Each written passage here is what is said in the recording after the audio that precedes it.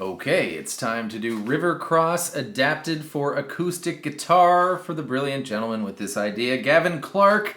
But not before I extend a hearty chicken soup thanks to Sir Nicolas Celedon and Professor Sean Smith for signing up as a Patreon supporter of the Cause Club. Gentlemen, thank you so very much. And if you would like to find out what that's all about, the link, of course, will be in the description.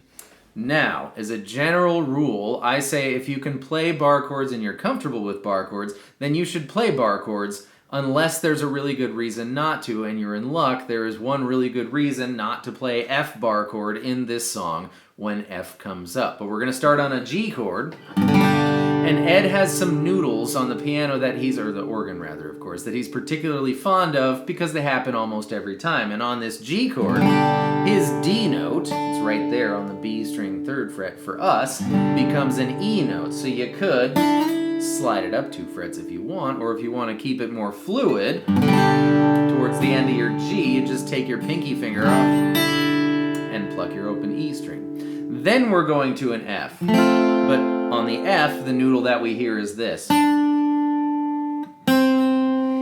that can be accomplished with an F6, which is going to be play your baby F here, and then take your pinky finger and put it on the B string 3rd fret, and then turn it into normal F. So far we have G, plus the E note, F6, regular F. Now we're going to E minor, nothing really happens on the E minor, and back to F, not F6, but at the end of this F, this C note here on the B string 1st fret becomes a B note by just opening it up there. So it's B string open, and then we go back into G. So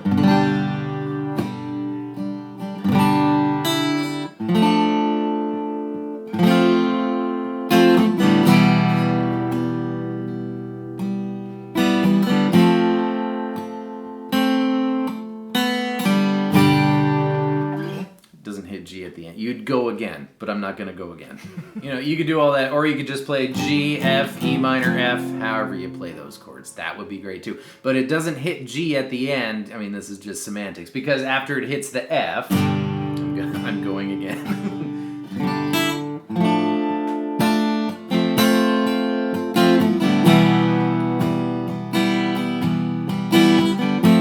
It goes into the chorus. C. Part is kind of more kind of marchy, it's going, so I'm gonna play the F bar chord. F, E minor, F, and then it hits the G as the chorus ends, but that's really the beginning of the next verse chunk. So then you're gonna go G, F, E minor, F. So far we've got two. They're the only two parts. Those are the only two parts. The verse G, F, E minor, F, and the chorus C, F, E minor, F. And he goes, da-da, right? But that's the beginning of the next verse chunk. So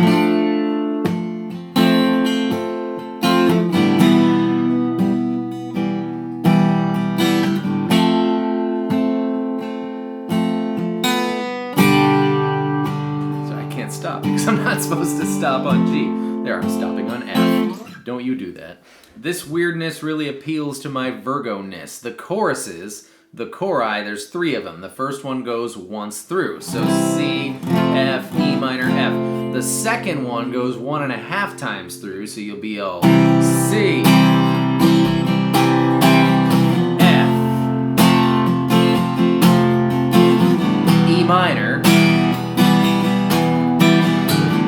F. C to F, and then that G, that's the beginning of the next verse chunk. But the 3rd chorus goes 2 times, so 1, 1.5, 2. For like the last minute of the song, you'll notice that the chord changes stop, and it's just kind of moving away on one chord, and that one chord is G. So play G for like a minute. Just kind of picks up just a little bit there. You might want to add some motion to your G. Play Tom Petty G, and then you can sus for it there with the B string 1st fret. Tom Petty G, of course, is pinky finger on baby E3, ring finger on big E3, middle finger on A2, and then your pointer finger is available to do the B string 1st fret.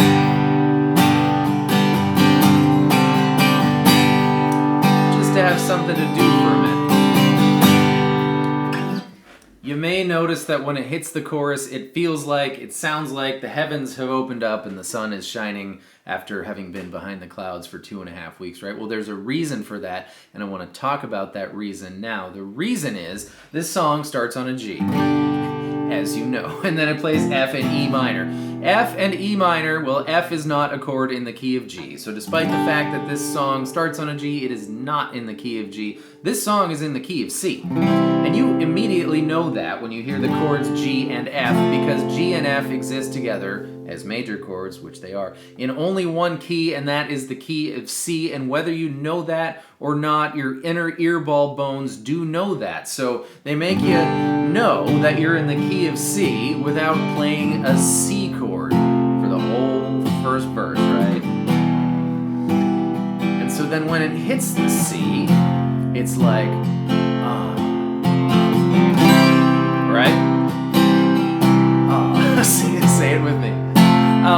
But there's another reason I mentioned that. When we were doing the verse, I said there's no noodles that happen over the E minor, really, but you can put noodles in there if you want, but you need to be aware of what key we're in, because if you used the notes from the key of G, you would have one note that just sounds completely horrendous and awful, and your friends and family will run off into the forest, ne'er to be seen again. But if you realize that you're in the key of C, then the notes that you're looking for to do your noodles over the E minor chord, or, extra noodles that you might come up with over any of the chords, you need to be looking for notes of the key of C. And the key of C is conveniently the most easy one to talk about and remember, because it's just the musical alphabet with no sharps or flats. So let's find all those notes here that we can use on our E minor chord. It's going to be the E string, 3rd fret, 1st fret, open. That's G, F, and E. Then we have the B string, same exact thing. 3, 1, open, but now it's D, C, B. On the G string, we can go 2 open, that's A, G, and that's enough for me for now, because we don't have much time. So if you want to really reel your friends and family back in from the forest, and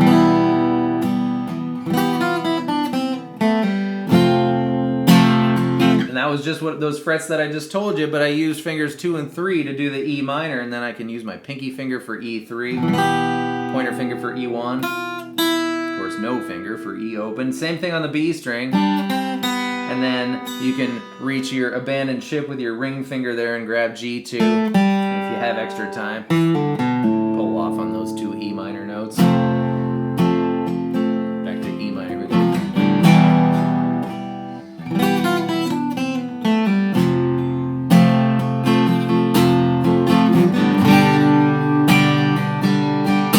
I'm doing the end now. Can you tell?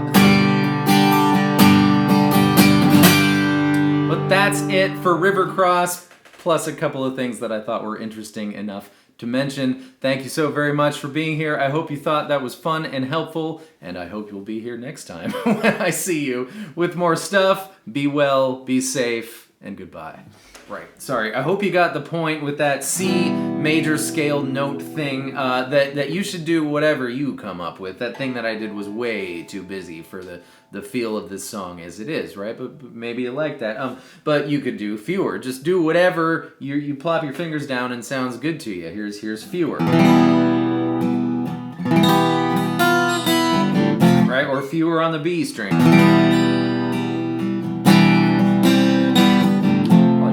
Kind of more in line with the notes that he's using already, or just one.